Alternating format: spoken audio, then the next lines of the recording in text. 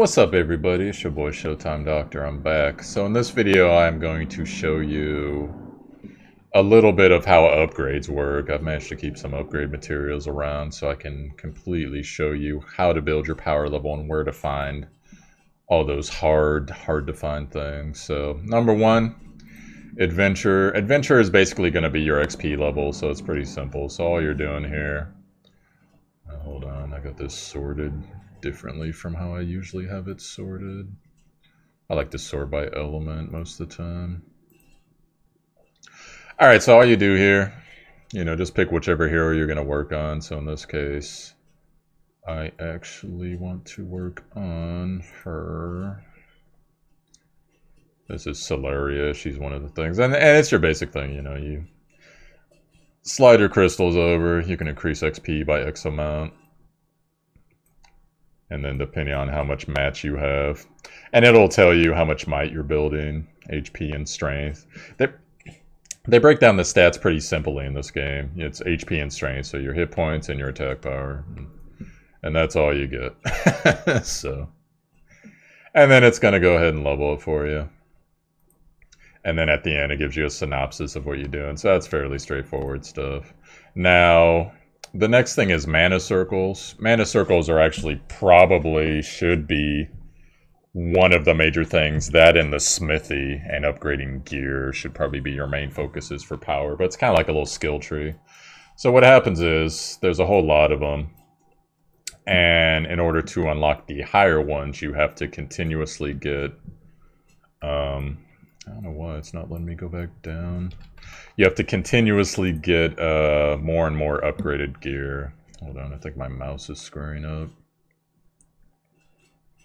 So essentially, let's take a look at this heroes. It seems to be that there are 60 total, and then so what's going to happen, you're going to cycle around. A lot of the nodes are going to have HP and strength, and in order to upgrade them, you're going to need mana, which is this resource up here. You'll get it from completing quests. The best places to farm mana are going to be your XP dungeon and the gold dungeon. I think the XP dungeon is slightly better from what I've heard. And then there's also going to be new adventurer stories. The adventurer stories, you go and read them in the tab that's near where the castle is. And you get Wormrite, which you can use to summon more heroes and cards, etc. There will also be new skills and occasionally upgrades to new skills. Now these will require whatever the character's element are. Orbs. So you can get these orbs. They're farmable from the ruins. But most of those runes are like, there's a specific one you can farm a day. It might be fire, it might be holy or whatever. So in that case, if you're trying to farm for a hero and their particular rune isn't open, what you want to do then is go to the world and go to the hardest level with a boss that you can do. Now it might be hard mode, it might be easy mode, but whatever you need, go and farm there, and you're going to get, especially for... you're going to get at least these first two items. Now this third item, it's a bit rarer. It's kind of hard to get. When you're doing like the water scowl ruins, you'll get this, especially for the daily bonus. You'll get a couple of these. But these are a little bit harder to get. And the same thing goes for if you're upgrading for a fire hero or whatever. So, and then eventually when you get to the end, you're going to hit these nodes and unbind it so that you can basically proceed to the next one. It's going to take the resources. Usually has something to do with the element, again, like I said. So for this hero, if I want to unlock it, I would have to go get more water orbs, which, not a super priority for me right now. So, but it will be. Upgrading your mana circles, as you can see, there are... It looks like 50 actually, 50 total. And then I don't know if this is like a super ability or something. But essentially what you're going to be doing is you're going to be increasing passives, strength, and HP. And then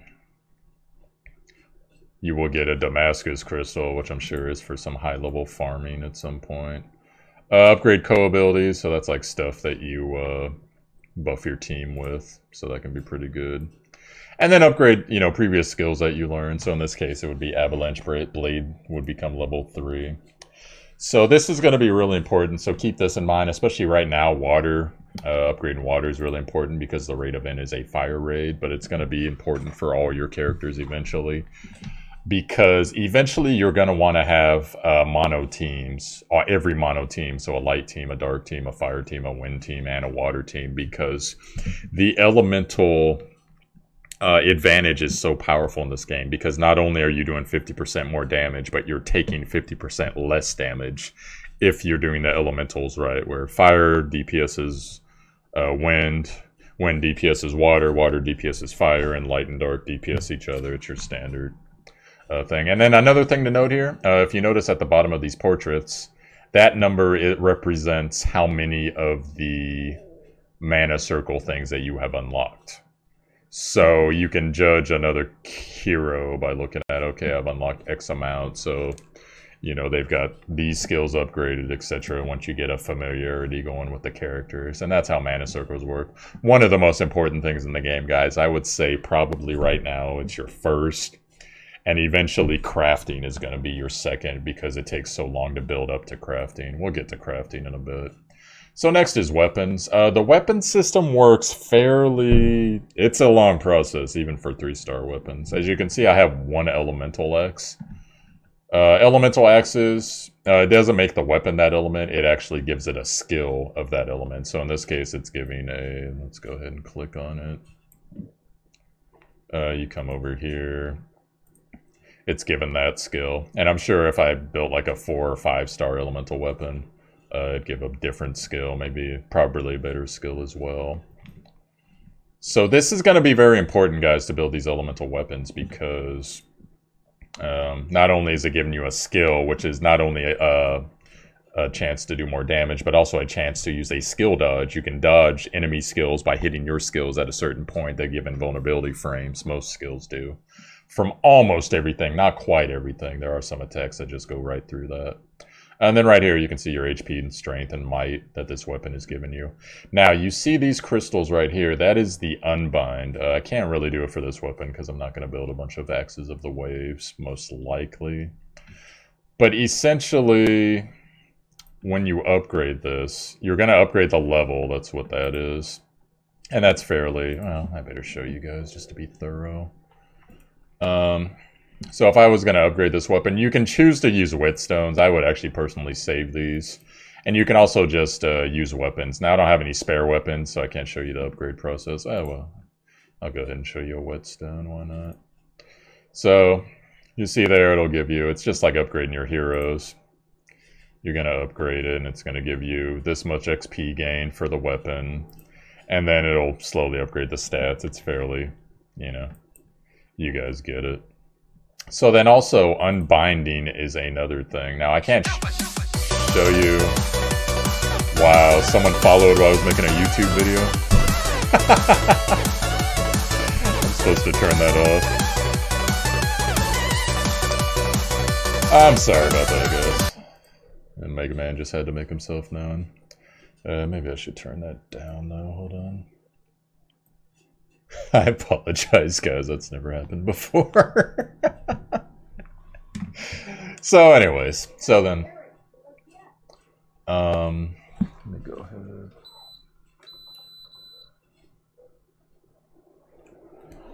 Turn on the AC so the neighbors don't complain. Now unbinding, the way that unbinding works, it's too bad I can't actually show you guys. I will show you how it works, but basically you need a copy, an exact copy of whatever the weapon is. And you go to the weapon, so let's say I'm gonna go to this one, and these 4 tabs right here, that represents how many times you can unbind it. So in this case, you need 4 of this same weapon, the Staff of Affliction.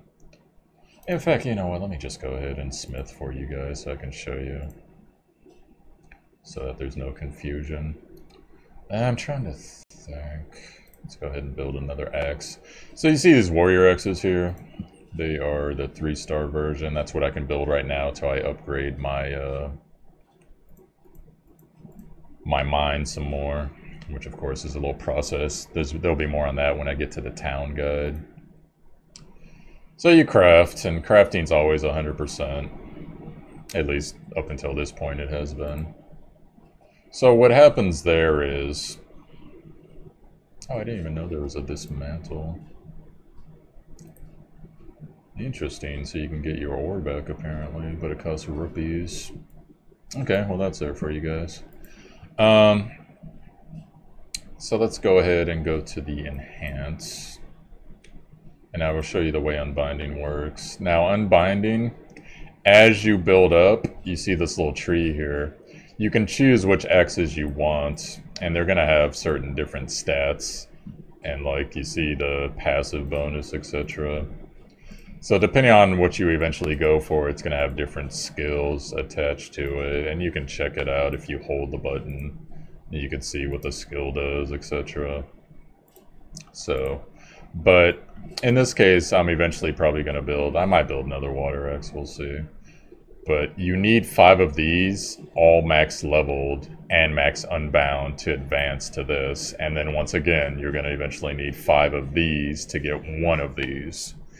And then you're going to need 5 of these if you want to unbind it all the way. So you see how just with the 3-star weapon, it gets pretty crazy. The 4 and 5 star is even worse. You are going to need so much more to do that. And I can't show you, unfortunately, because I don't have those unlocked. But here we go. I will show you how unbinding works. Hold on. So we'll go back into weapons. Now, when you get here, you have the option to upgrade or unbind up here at the top. So I'm going to go ahead and unbind. And to unbind, like I said, you need the exact same things. You see how the tabs are filling up. And then when you unbind, it works just like when you're unbinding dragons or your cards, etc. It's going to increase the max level. And in some cases, when you have high enough gear, on the cards at least, it unlocks extra passives and stuff. I'm not sure if 4 and 5 star weapons are going to have that. But you see how the level cap is increased, so then you max level it. You need to max level it before you advance it, 5 copies of it to the next level of gear, depending on what you're building. So that's how that works. Should be fairly self-explanatory there. Crafting, I just showed you. Worm prints, so this is another thing that a lot of people neglect, actually, and including me. I've actually neglected it based off of my recent draws. So the thing, it works the same way. You're upgrading. So let's say I want to upgrade this. You know, you can use holy water or blessed water. You could also use other worm prints, which they do have. I recommend using the 2-star. And, you know, it's your choice of whichever ones you find not that useful for 3-star. But in this case, hold on. I'm going to actually show you, and that works the same way when you level up heroes and weapons as well. I'm actually going to unbind a couple things here because... Now, this one I am not going to unbind because I believe this is the event stuff. Yeah, burn, resistance, skill prep, and do extra damage to the raid boss. So I'm not going to unbind these yet, as it is, although... If I do manage to farm enough copies, you can farm some up in the event right now. I probably will unbind that at some point. Now, this is one I can unbind further. Now, as you unbind these... Unfortunately, I'm not going to get it to max, but not only does its level go up, but also it changes like the picture, which is kind of funny. But then it gets... from what I've been told, eventually you'll unlock additional passives. You see the level cap went up there. So, like, let's go ahead and look at this one. I don't know where it went. That's weird. It's one of my higher ones. You figure it'd be higher. Oh, because it's equipped. Okay. So, you know, you look at it, and, you know, these are the passives. So, Broken Punisher, that's basically when you break someone, you're dealing 10% extra damage. Critical rate 4, that's self-explanatory. And here's the different stages, so... I guess this is like storyline stuff, I don't know. But let's see, you know, just for an experiment's sake, let's go ahead and unbind. Let's see what this one does. So right now this is Shapeshift Prep, so basically you fill your Dragon Gauge 5% at the start of quests. Now let's go ahead and unbind this and let's see how that changes. It might be that I have to level things up as well. So here's your unbinding. And as you can see, the art changes. It makes it a little vestige refined. You know, it's like you killed a boss in Dark Souls or something. The vestige engraved on the worm print has changed. So now it's shift prep plus 8, so instead of 5%, it's 8% that you get additional dragon gauge at the beginning. So, you know, not terrible. I mean, that in itself is not a great relic per se, necessarily. There might be some type of build with it eventually. But you see what I'm saying, you're unlocking passive buffs there, and then I'm sure as you level things, things will become...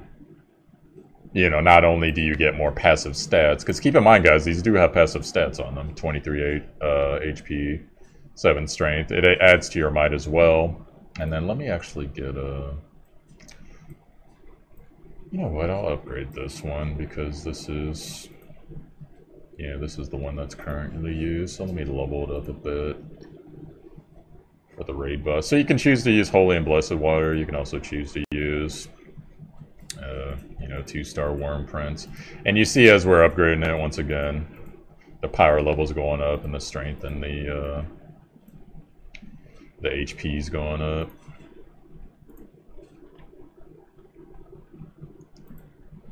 And then at the end of it, there's your synopsis of what happened. So a little bit more HP, a little bit more strength, etc. So that's how you upgrade for that. Now, there are dragon upgrades as well. Your dragons are going to be upgraded in 2 ways. I will show you both of them. This is the first one. The first one is going to be by using either dragon fruit, or you can choose to sacrifice other dragons into it as well.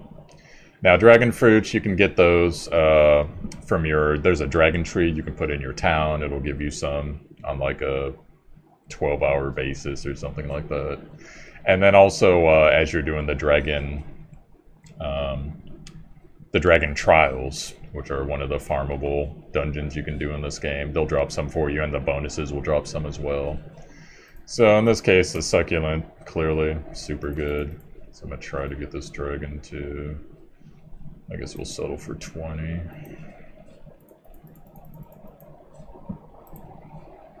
And then as you upgrade your dragons, the base stats of them are going to go up, so might, you know, your typical stuff, your strength, your HP, your level. Now, there is another way to upgrade dragons. I will go and show you guys that right now. You need to actually go to your castle to do it. And this is another thing you're going to have to farm lots of gold for per day if you're getting all the stuff from the shop, and if you're investing in all the other various things in this game. So, right here, this is your town. The dragon tree I was talking about earlier, that's it right there, dragon tree. It produces stuff. The more you level it up, the more the output level goes up and the production time goes down. And the max storage goes up. Now, over here, and you can also get here from the menu. This is your dragon roost. So you can go ahead and check out your dragon roost. Now, this is where you upgrade your dragons, but you have to pay money to buy them gifts. And also there are... Well, anyways, so you see here, this is going to set you back a cool 12k. But go ahead, I'll show you guys. You just drag it on them. And as you drag it on them, their meter starts to build there and their bond increases. As their bond increases, their shapeshift time increases as well. So basically, they get longer time in shapeshift and a higher HP to absorb hits, because as you absorb hits, it actually lowers your shapeshift while you're in dragon form. And the dragon gives you a gift. So as you hit certain thresholds, like level 20, they'll start giving you more specialized gifts, but you can get elemental stuff based on whatever your dragon is. You'll get some of the fruit. This is, I believe, succulent fruit. Also, sometimes you'll be getting the claws and stuff to make certain other upgrades to dragons.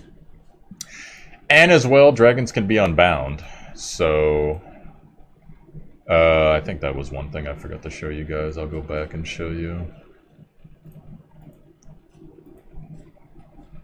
And then later today, guys, I'm going to do a separate town video. I'm also going to do a video on the event and probably call on Dragalia Lost videos for the day. Because there's more stuff I need to learn. Yeah, so there's unbinding. So unbinding works the same way as I've shown you before. You know, you take a dragon and then you absorb into another dragon. Now, keep in mind, you have teams of 4, so if you're not co-oping, or sometimes if you're co-oping on a raid, you need all 4 of your heroes to have strong dragons. Unfortunately for me, I don't have a 5-star dragon yet, but you want your strongest elemental dragons because like a water hero gets a bonus more out of a water dragon than it will from any other dragon, and likewise for everything else, wind dragon for wind heroes, etc.